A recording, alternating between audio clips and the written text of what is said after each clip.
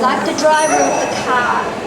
If your vehicle's not performing well, if it doesn't have enough oil in the engine, if it runs out of petrol, the spiritual part of who we are can't do that job properly. You can't drive properly, you can't get from A to B. So the first step, and all of the spiritual literature, doesn't matter what religion it is, always talks about looking after and maintaining good health in the body. Why? Because you can't do your job on this planet Earth unless you've looked at the first rung of that ladder, which is the physical plane. We all live in the physical plane. We're here on planet Earth. We're part of the Earth. We are a salt of the Earth. And we're made of minerals. We're made of minerals, and the life force, the electrical force, the life force comes through the body of those minerals to express itself. And here we are, we're expressions of a life force or a light force, a vibrational energy. I must have the correct level and balance of minerals and trace elements, of water, of hydration, all those elements of planet Earth. We are made from that. What's happened with modern man though is he's dug things up way down deep, such things as uranium, way too much lead, a lot of the poisonous, toxic heavy metals which do not support life are now on the surface areas. They're in the air because we've dug them up. We've put them in our products. We've put them in our food. They use coal tar to make different food additives, body products, cosmetics. We're actually absorbing it when we don't even realize where those products come from. And so your body is designed to be able to deal with a little bit of toxin, a little bit of exposure. As long as you've done all the other good things to maintain good health, your immune system, your whole system will eliminate what shouldn't be there if it's working well. What happens is we get overloaded.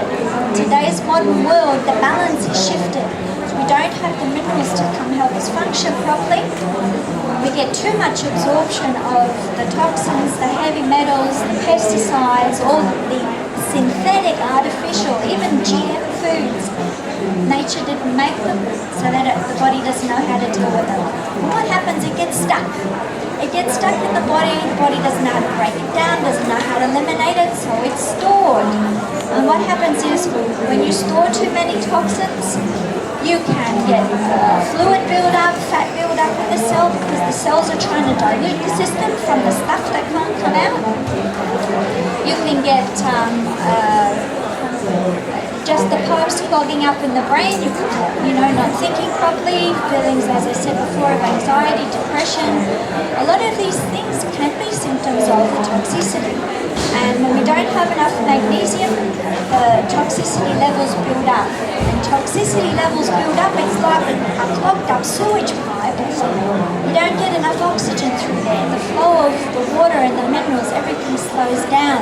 And what happens is the pH drops and we become acidic. Now acidity means less than 7 on the pH scale. Alkaline is where we need to be, slightly more than 7. Around about 7.2 is the ideal to aim for. But most people are in the -7 category. They could be even around 5 or 6. Now, that becomes a breeding ground for bacteria, viruses, pathogens, all of nature's little bugs that gobble us up. I think they have a job to do.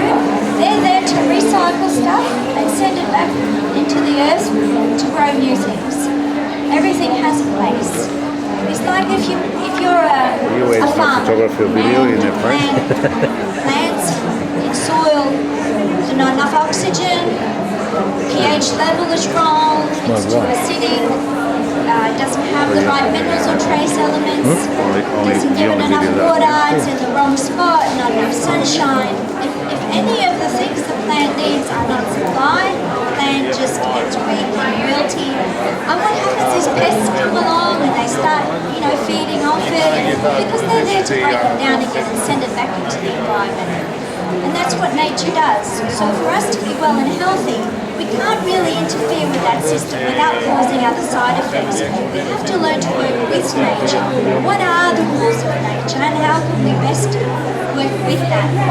If we're in the zone of how nature has designed us, we can be well and healthy for a long time to our maximum genetic capacity without degenerative disease. You don't have to get cancer, you don't have to get diabetes, you don't have to get immune system disorders. They are all symptoms that the body is clogged with toxins. So what happens is magnesium in the body, as you lift levels, it causes the cells to relax and let go of those toxins that are building up. The body starts to clean itself, but you must have adequate water intake. So, who drinks less than a litre in 24 hours of water? Anyone? Who drinks more than a litre? Yes, good. Who drinks 3 litres in 24 hours? No, so 2. 2 is good, but try and push it up. And don't rely on your thirst mechanism, because what we've all done over time is lower the setting for thirst. So a lot of people can be dehydrated and not even feel thirsty because they're used to that level of consumption. It's like if you crash diet, or you put your body into a famine mode. Oh, I'm only going to get 1 piece of toast today, so I'm going to drop my metabolism so it suits that 1 piece of toast today. And that person won't get the energy it needs. So you see, your body adjusts to what you put in. To increase metabolism, you need to eat regularly small amounts every few hours, because every time you digest food, you're exercising the body. The process of digestion uses up a lot of energy. And so you need to do exercise, you need to push the oxygen around the body, you need to get the metabolism up, and then you will get a good healthy appetite. The same with drinking water. You have to actually nudge yourself up and drink more water, and then your body gets used to a new setting. Then you will feel thirsty when you're starting to dehydrate. You have to listen to your body. Some other symptoms of dehydration are a feeling of anxiety. So you can actually feel anxious or stressed when your water levels get too low. See, we're like a fish tank. We're about 80-85% water. Babies come into the world very spongy and stuff because they're about 90% water. But you know, when you die, you're below 70%. About the range about 70 to 90% covers most of the population. Below 70% hydration, dead. The life force cannot be sustained. The body organs can't function. So we really have to look at water as a major issue in detoxing, together with the right minerals, particularly magnesium, because it's the one we lose under stress. And then we come back to the kind of magnesium. The body obviously likes minerals that come via plants, but today, because plants don't have enough of the minerals that we need, you need to eat wheelbarrows full to compensate for what's lost under stress. It's really not possible to get enough. That's why centuries ago, thousands of years ago, even predating the Roman times, people have been soaking in mineral-rich hot springs. Europe, they've got springs in New Zealand, in the Middle East.